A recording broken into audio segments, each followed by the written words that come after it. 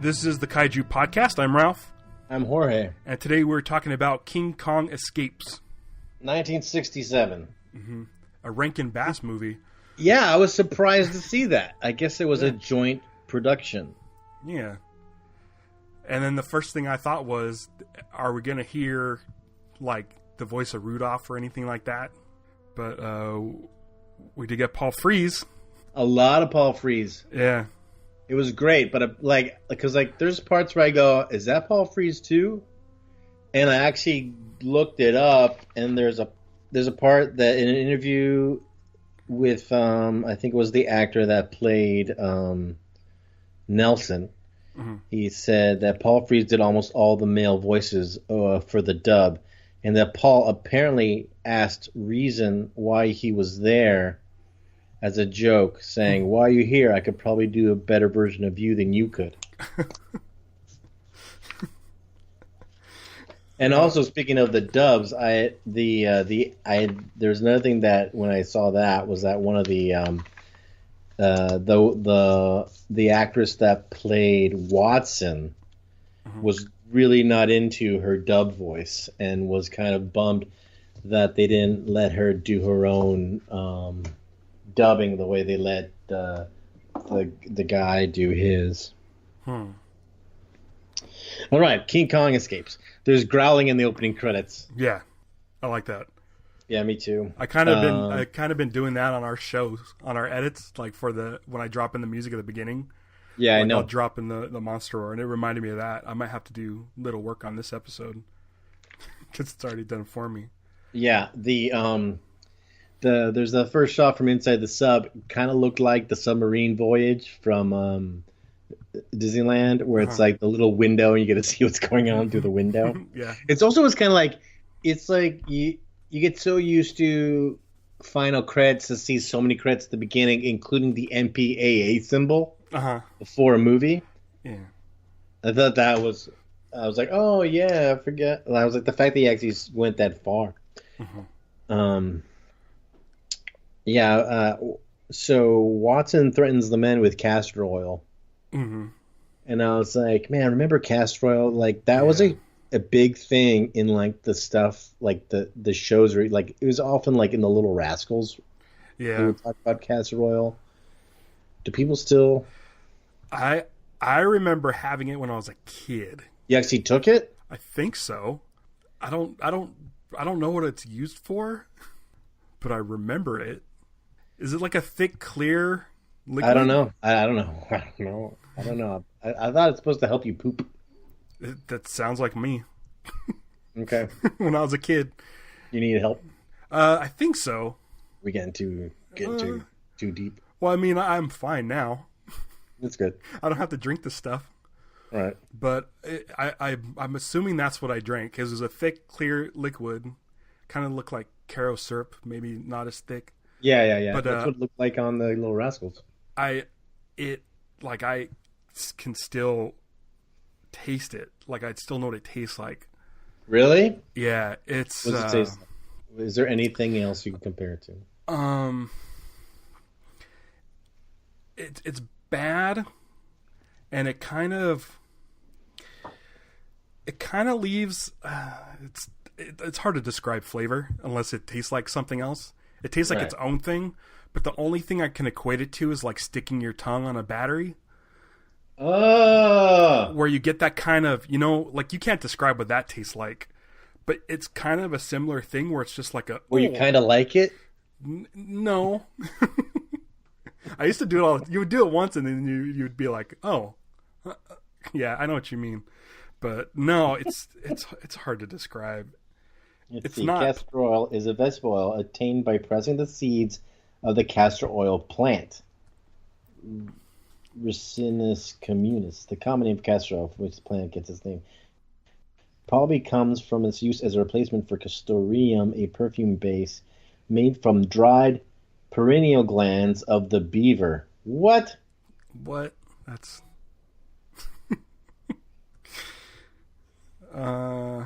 gross. What? No, but castor oil is instead of using beaver oil? Ooh. Oh, yeah. I guess. Yeah. Okay. uses. I mean, where do you get it? Like a drugstore? Yeah, one of those like old drugstores that you like sometimes walk by that has stuff like lavender gum, and they still and they can make you those kind of drugs that they crush into powders and mix stuff like they still do it like old school way. Mm-hmm. They have a spinner with like whoopee cushions and springy eyes. I can taste it still. It's if you ever have a chance, give it a shot. It's gross. What am I gonna do? I'm gonna buy a whole thing of Castor Oil just to taste one. I don't know. Just ask people if they have any. What I'm gonna do? I start visiting people when I'm going through their medicine cabinets. If they got any, I'm just gonna put a little on my finger and give it a taste. Yeah, hopefully it won't give me the craps. Just a little craps. I like that the guys are looking at pictures of gorillas just for their amusement. Yeah, according to them. Mm-hmm. And she says like, "What's so fun about looking at gorillas?" And then he says, "Well, this one's 60 feet tall." It's like, oh, well, tell me you're looking at pictures of 60 tall gorillas and then be excited. But I thought they were just looking at regular gorillas. So there's a lot of back and forth in the notion of islanders. Yep, that's my second note. Is islanders mentioned. It's like she says islanders, and I was like, oh no. And then we luck out though. Yeah, we do, but you go back and forth. At first, you're like, the guy when they this is jumping ahead, but when they land on Mondo Island, they're like, all right, we're gonna go. They're gonna go. We'll be landing on Mondo Island. Immediately cut to drum music. Mm-hmm. And I'm like, oh no! And then they get on the sub. They get on the hovercraft that comes off the sub, which, by the way, is awesome looking. That's my favorite thing. I said that hovercraft is amazing. I was like, did someone make a model of that? Is there something out there of that thing? Because that thing is rad. Yeah. And they get out. It's funny, there are no villagers this time. Oh, phew. And then all of a sudden you hear a guy yelling in the background, and I'm like, oh no, again. And then you see him, and you're like, he's kind of looks like he's painted red. But then later, when he's standing next to Doctor Who and the other guy, they're the same pigment. Yeah. So, one islander in the movie, and we're okay with him. I'm pretty sure. Yeah, but apparently the language he speaks, the word bong is for king, so they call him Bong Kong. I guess. Mm-hmm. All right. So, anyways, all right, the dude in the cape. Yeah, Doctor Who. So, I mean, there was a great. Where to begin? First of all, Paul Frees does his voice. Awesome. I love it. Mm-hmm. Always great. As soon as you hear Paul Frees, I'm so happy. Then I was like, is his hair striped? I think so. It was gray with these stripes. Yeah. But he had this cape, so it's like I refer to him as an evil genius and part-time vampire magician. Yeah, he looked like Doctor Strange or something. He would do things with his mouth. Okay, he had really bad teeth. Yes. And he would do things with his mouth, and I was like, he's got fake teeth on, because it seemed like the way he was having to move his lips and stuff, that he was wearing fake teeth, and I was going back and forth trying to figure out, is it the good teeth that are fake, or is it the bad teeth on the bottom that are fake? Mm-hmm.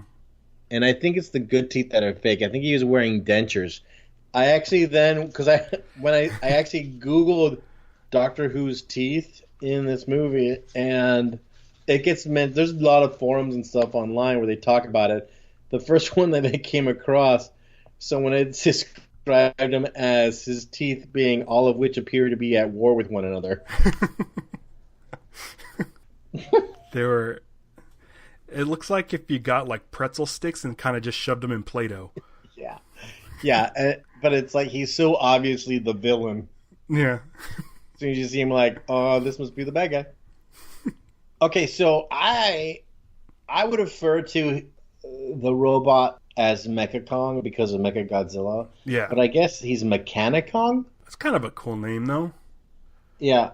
I get yeah, because like when I Mechani-Kong. Google, I guess people refer to it as Mechani-Kong. Oh, when I was looking it up on like the Wikizilla thing where I'll talk about these are the monsters that are in it, which is just kind of like because I want to like when I go okay, so what's the name of this sea serpent, and I want to see if he had a name. He doesn't. Mechani-Kong's got his arms hunched forward like he's like one of those dudes that works out too much. His lats are so big he can't put his arms down. Uh-huh. But I like that robot a lot. Yeah, I like that he has the appearance of having like small gorilla legs. Yeah. And he kind of Yeah, reminded yeah. me of Ram Man from He-Man. Look up Ram Man. Oh wait, I think I know who that is. Yeah. He's got like the Super same short. shaped, yeah. Super short and squat. Oh yeah, right. I was imagining a guy who actually looked like part ram, Oh. not just like a guy. Like yeah, Yeah. that's kind of like it's kind of like a Juggernaut. Yeah, yeah. The thing I liked was his belt, like made of torpedoes, Yeah, and he like pulled them off and was throwing them down the hole in the ground. yeah. And then he And, said, and then Doctor Who's like, that robot is extraordinary. The Real Kong couldn't do what he can. And I was like, what? Drop bombs into a hole? And then I liked that when I was watching him doing that, I'm like, I kind of want a Mecha-Kong outfit. Oh, Like, I I've want the been costume. trying to figure out how to piece together a Mega Kong outfit before. There's a guy online who made one, Oh, but yeah. it's clearly like papier mache and cardboard kind of version. Like it looks like he has no mobility in it. Mm-hmm. But he went and I think he visited Toho and they like took pictures with him and stuff like that. Wait, this is Toho? Is Mechani-Kong Toho? I believe so, because Gorosaurus in it. He shows up and he's Toho. Because the version I have just has the Universal logo at the front. Yeah, that's the one I saw too. And I think Toho's mentioned in the credits. Gorosaurus, there's a Gorosaurus fight, which I really enjoyed. They got some good grappling in, and I guess Yeah, they did. And Gorosaurus gets jacked up. He just gets pummeled. Oh, it's well, Gorosaurus gets some. Yeah, I had this idea of because like the fights, like I'm always like watching the fights very closely because I always like kind of like play by playing the fights, and I was the idea that at some point it might be kind of a fun exercise to actually like try and call a Godzilla fight, like sportscasters. yeah, like one, like yeah, it's like says and like just because like this is like this was a great one. There's like Gorosaur, Kong lunges at him. Gorosaur does this jump double kick, Uh-huh. and Kong goes rolling backwards and pops right up on his feet. Uh-huh. And Gorosaur does that same move like 3 times in a row. That's like his move. That's his signature. And Kong takes a swing. He gets bit. Kong gets mad. He does a headlock move on him. There's a part where Kong gets between his legs. Yeah. Like his legs are up. It's yeah. And he just starts beating on his chest. Kong beats him on his chest. Beats Gorosaur a lot. Just pounds him. Yeah. I thought it was just going to be mush by the time they pulled out. And it's also they did the thing where like you think the fight's over, Mm-hmm. and Kong celebrates, and then he gets bitten on the foot, and then there's more kicking and pounding, and then he grabs him and he breaks his jaw open and releases the bubble bath inside his mouth. Yeah. He starts foaming at the mouth, but it looks like bubbles. I had a weird thing with Kong's lip movements in this movie. Yeah, he's very upper lip heavy. Yeah, he rubs it a lot. Mm-hmm. So both Kong and Mechani-Kong, they understand English enough that you can just basically like no one's like working the controls so much of Mechani-Kong as much as you just gotta say into like the special microphone, being like, "Hey, go dig up the element X," and he goes and starts doing it. Yeah. Yeah, and then Kong gets that way too, which it didn't even occur to me until Susan screams that, oh, it's a blonde lady. What? Like what didn't occur to you? That she was blonde? Yeah, that Kong would be into her. Oh, yeah. Yeah. Right. For some reason. First of all, okay, they cut to Kong in the cave. When Kong first shows up, it looks like, is he sleeping with his eyes open? he's sleeping at first, but then they open. He just like sits there. It looks like he's like sitting there like dead stare, and then all of a sudden he goes, oh, then he jars him loose. When he comes out, there's the first wide shot of Kong. From a distance, the shape of that Kong's head is very reminiscent of 1930s Kong. But as soon as you get into close-ups, it's a little bit more of a mess. But this Kong, I think, looked better than King Kong versus Godzilla Kong. Yeah, definitely. His fur was more like kind of like shiny and fluffier, and his face was a little bit better, cleaner, basically. Yeah, and he looked more sturdy. He didn't look kind of like he also walked like on his knuckles sometimes. Sometimes, yeah. Yeah, and I thought it was definitely better than the King Kong versus Godzilla version. Oh, I forgot that when the guys went off, they had told Watson to, you wait here. She couldn't go with them. But, so when they go and escape after the Gorosaurus fight, a giant sea serpent comes over and starts attacking the hovercraft. That might be my favorite part. And Kong throws a rock at it because his girlfriend's on that. Mm-hmm. So. Nails that serpent right in the head. He's really good at it. Yeah, and then Kong gets in the water and he proceeds to fight the sea serpent by wrapping him around him. Wrapping it around his neck. Yeah. And then there's moments in this fight where you can see where the mask connects to the body, where the mask basically rests on top of the body. Oh, yeah, it's along the back of the shoulder and stuff. Yeah, you could see the part of the mask pop out. Yeah. And then the people from the stub start shooting at Kong fighting the sea serpent. And the guy gets up, and he's standing between the people who are shooting at Kong and telling him to stop. But they're currently shooting. I wrote, again with the lip. She reasons with Kong. Oh, yeah. She can just go out and just kind of talk to Kong, and Kong will calm down. It just talks to him like someone who's trying to talk to someone that doesn't know their language. Yeah, right. Kong, right. Stop shaking the ship. Yes. Yeah. And the guy's got this giant periscope, and he looks through it, and then he sees Kong is holding her as a doll, and he pounds it with his fist. He's like, damn it. Yeah. But he doesn't even say anything. He just hits it. I knew this would happen. Damn it. Yeah. Can't bring a woman to Kong Island. Yeah. She dives into the water, and he swipes her up real fast. Yeah. Which made me realize, I goes, oh, yeah. Because I was like, oh, yeah, that's like... there's parts of this movie that reminded me of Skull Island. Yeah, me too. There's a couple of things. This is like Skull Island. It's like Skull Island. He stole this from this movie. Yeah, there's a couple of things. There's the. He sweeps her up out of the water, and I was like, I guess that was our only moment on Skull Island where Kong was holding on. Yeah, but then there was like the Northern Lights. There's one shot of the Northern Lights, and then there's a helicopter attack where Kong throws a tree at a helicopter. Right. Like those exactly. Yeah, those are like exactly like. I was like, this is Skull Island.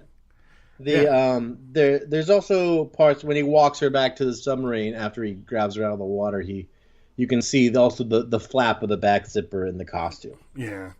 And then Kong is sad. Yeah. Okay, so then they're back home, or they're back to the mainland of somewhere, and there's a big little press conference basically. Yeah. All the reporters are dressed in blue suits except for one guy dressed like Pee Wee Herman. I didn't notice him. They just snorted. Everyone's in a blue suit, super dark suit, and he's got a gray suit and a red bow tie. Oh man! And then here comes the cringiest line. Oh, with the. How is it that she was able to control Kong? And he says, "It's very easy for us to understand. You see, as ridiculous as it may sound, Kong is a male, and Miss Watson is, well, see for yourself, gentlemen." Yeah. Everyone laughs. Like he's trying to not say it outright, and then he says it like the worst possible way. Yeah, I know. You guys know what I mean. Yeah. Spy hat and lipstick. Yeah. The spy hat's cool. The lipstick's kind of goofy because it like kind of like pops out like a little spring. Yeah. It looks real dorky. But you need it to work the spy hat. Yeah. Speaking of spy, that actress, Mia Hama, she's in, this was 1967? Yes. Yeah, so the same year she was in the James Bond movie You Only Live Twice. Right. But they decided to go back because they're gonna not to go capture Kong or kill Kong, but to study him. Usually, all these movies they just go to capture Kong. Yeah, and well, and also that woman's character in this movie is something like Piranha. Is that her name, Piranha? Her name's like Piranha something. There's this part where Doctor Who is talking about. He says something about like, this is one deadly detail. And which Piranha then responds to him and says, I want you to succeed. I should hate to hear that you have died. And it was kind of like one of those things where it's like, why would you say that? Yeah, Madam Piranha. And then in parentheses, Madam X is what she's called. Madam Piranha sounds cool. Kong, here I am. Is that her trying to get it when she came out? She's trying to lure Kong. I call them hot dog helicopters. Yeah, I could see that. They look like the Oscar Mayer Wienermobile. They do. And then so they're going to catch Kong because they need Kong to dig up the element X because Kong can handle the radiation. Mm-hmm. Basically. And he could do it better than Mechani-Kong for some reason. Yeah, regardless of the fact that earlier he had said that his robot can do more than what Kong could do. It turns out he changed that story right away. Yeah, but they're able to control Kong. They stick some things in his ears. Right. They hit him with the flower bombs. Yeah. And there's this thing, and then I also like when they picked him up with those like claw machine claws, mm-hmm. and carried him up. And then when our heroes arrive, and they find like the native guy was shot. And they're walking around, and they find this powder that has ether in it. That's how Kong was knocked unconscious. Yeah, with ether powder of some kind. Mm-hmm. And they're just sitting there sniffing this ether powder to identify it, and everyone's taking sniffs of it. Has no effect on them. That's the whole thing with ether, right? If you get it in your nose, you like pass out. Yeah. And this was enough to knock Kong out. Yeah. And so every time King Kong escaped was like this little like golf clap moment for me. Yeah, because I was like, why is this called King Kong Escapes? Because it doesn't make any sense. But then throughout the movie, he escapes from several things. Yeah, maybe it's plural escapes. Yeah. These are all the different King Kong's escapes.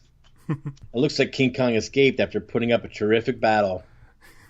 Yeah. Wish I would have seen it. It must be my old friend, that International Judas, Doctor Who. International Judas. Yeah. I enjoyed that line. I looked this up, and I looked up the origins of the TV show Doctor Who. And I guess that came out like 3 or 4 years before this. Okay. So I don't know if they didn't know about the show or what. Yeah. Or I wonder if he. I would wonder if he was what's his name in Japanese, or is it HU who or I don't know. So they made that giant cage to keep Kong in really quickly. Yeah, I liked how there was some stuff in there, and throughout the movie where they did like these composite shots where like people were like superimposed over the miniatures.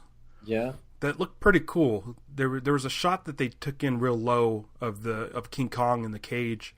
And they like comped in some dudes, and it looked pretty good.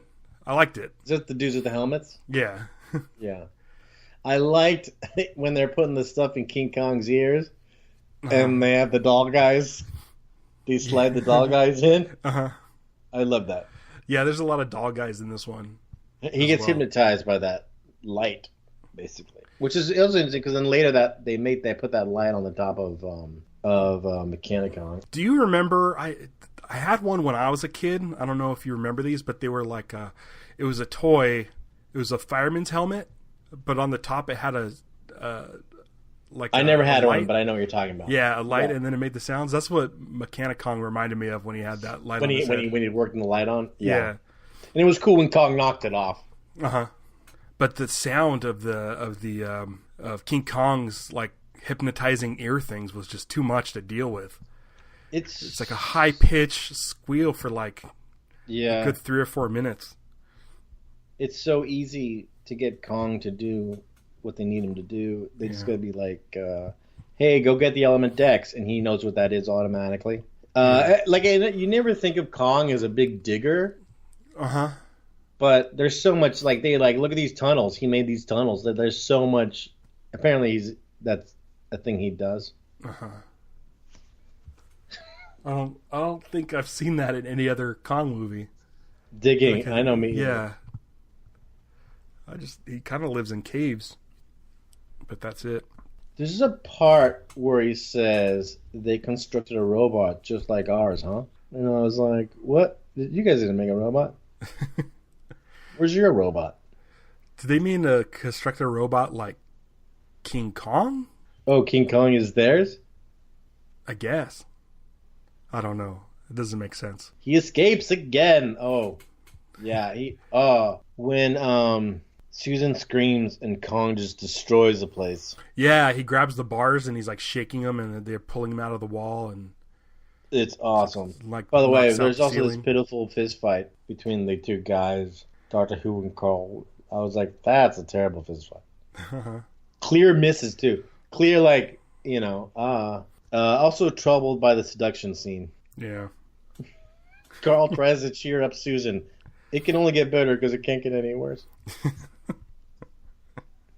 Oh, okay. So Kong destroys the thing, and like the whole thing comes collapsing down. Like, you see the top of the dirt from all the earth above just comes collapsing into it, and Kong comes out of all this dust, and you can see that his head mask was starting to come off, and they make a cut real fast. Because like his head was on like sideways, like got a little messed up trying to come out of the dirt, and they had to fix it, come back to it. Yeah. Also, there's a part when what is it? Who's big pouring the drinks? Where it says, "Don't worry, there's no poison in this." It's Piranha. It's Piranha. She has all of them in her room. Hey, don't worry, there's no poison in this. Yeah. It's exactly what somebody would say if there was poison in it. She could probably just drink it herself so they can see that there's no poison in it. I would not believe her. Why would I take a drink of that? If anybody told me that, yeah, right. I'm thinking there's poison. Yeah. Oh, and here, have a drink. Oh, don't worry, I didn't. There's no roofies in it. There's this one shot I really like of. They built like this miniature, like. They need King Kong to go take out this ship, but they created like this dock. Yeah. Like a miniature of like a dock, and King Kong's running up the dock, and I thought that looked super awesome. I really like some of the miniature work in this. Oh, when King Kong comes to Tokyo and all the remote control cars. Yeah. They looked amazing. The little remote control tank that's got like the guy who pops back into it. That thing was the best. Yeah. For the miniature work in this, and like the little like hovercraft, all the different like all those details were so great in this movie. Yeah, and I was wondering, like, if you're in the King Kong suit and you jump off, because he jumps off the dock into the water. Yeah. Like, how do you land on your feet?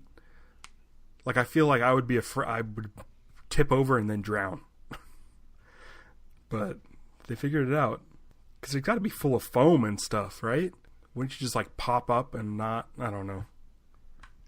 Yeah, no, I think it's just the commitment that these guys have. Yeah, this has a fight scene that I haven't seen before.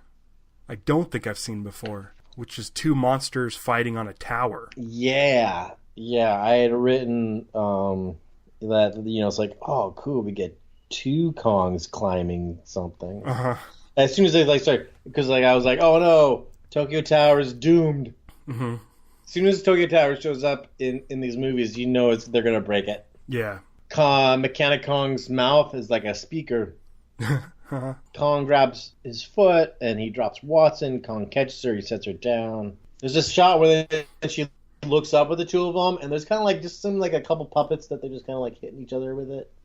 It's such a quick shot. I kept backing it up because I was trying to figure out, like, is that puppets? Is it? But I think it's like because it's for that angle to be underneath. They had to use a miniature with dolls, basically. But I like that when Kong started shaking the tower while they're both on it. Yeah.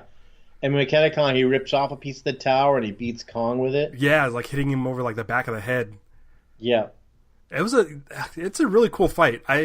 Usually you just have monsters just standing on the ground fighting and throwing each other into buildings, or a flying monster flying around the set. But yeah, I haven't seen this before. I haven't seen two monsters mid-fight or mid on a building. Now, we've seen Mechani-Kong dig through stone.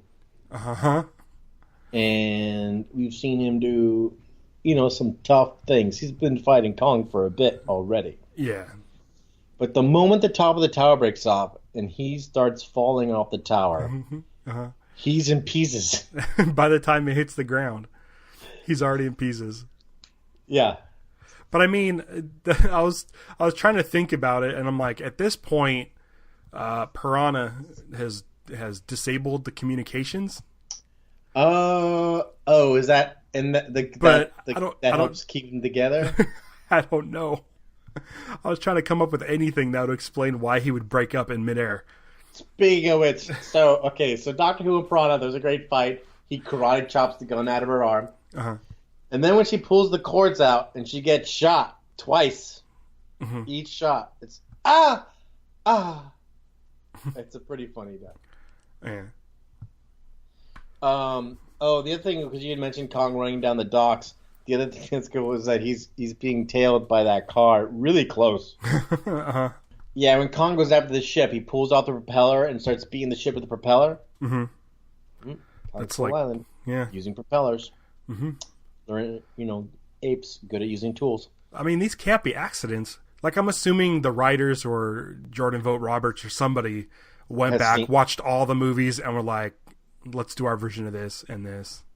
Yeah, I think so. It should be. I mean... Yeah, it's fine. I'm okay with it. It was just surprising to see.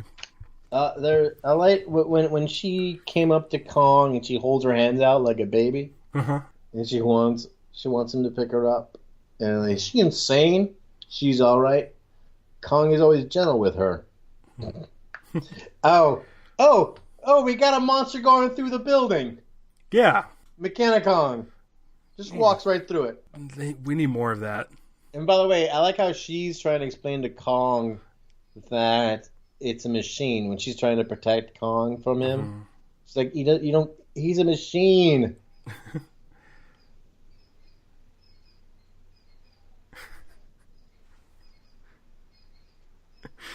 I'm sorry, I heard there's like a bird in the background. Here? Yeah. Oh. But it sounds over the microphone. It sounds like bed springs. I can close that window. No, it's fine. It's fine. I just noticed it. It was like got quiet and I heard.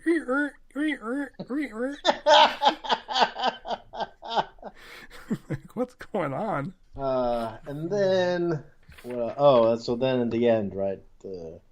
She's calling the Kong from the boat.